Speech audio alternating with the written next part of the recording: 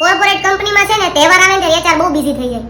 ત્યારે એમનું માને બહુ હોય, બધાને રજા એવું જોતી હોય, એમાં ત્યાં શનિ રવિ વચ્ચે આવતા ને એટલે માણસ લાગત 4-4 5-5 દિન રજા લે, એટલે ત્યારે એચઆર ને હે ને આમ બહુ માન દેવું પડે. એચઆર ને હાથવતા હોય તો રજા ફટ મળી જાય, ને તો પછી સેન્ડવિચ થાય ને બર્ગર થાય ને એવું બધું થાય લીવમાં. મને હજી સુધી કોન્સેપ્ટ જ ખબર નથી પડી.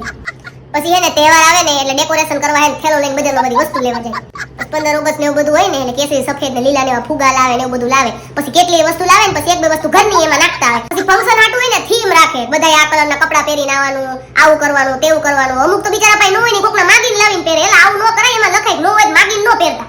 પછી ફંક્શન ચાલુ થાય ને એટલે મેઇન ઓનરના ઘરના સગા સંબંધી બધાને બોલાવે અને પછી સૌથી પહેલા એમની ભારી ભરકમ સ્પીચ સાંભળવાની. અને સ્પીચ માટે રિક્વેસ્ટ એવું કરે, સર પ્લીઝ તમે 2 શબ્દ કહો ને. અને સર 2 શબ્દના 200 શબ્દો કહે ને 200 શબ્દોમાં સાહેબ ઈ જ બોલતા હોય કે કંપનીમાં પેશનેટલી કામ કઈ રીતે કરવું. પછી ફંક્શન પૂરું થાય એટલે એમ્પ્લોય હોય ને બિચારા મારા જેવા, ઈ બિચારા રાહ જોતા પૂરું થાય કે નાસ્તો પાણી આપશે. પણ ઈ ઓફિસ પૂરો થવાનો ટાઈમ થાય ત્યારે ફંક્શન પૂરું થઈ જાય પછી છેલ્લે એક પેડો આપીને હેતા કરી દે. એટલે આટલું બધું તમે બોર કરો હો તો પછી છેલ્લે કંઈક ખાવા તો આપો યાર. પણ એચઆર હારા બહુ હોય, બિચારાને કામનો લોડ બહુ હોય, કામ બહુ કરે.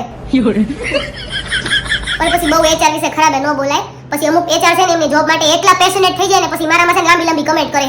એક તો મોટી ચેટ જીપીટી માં લખીને કહી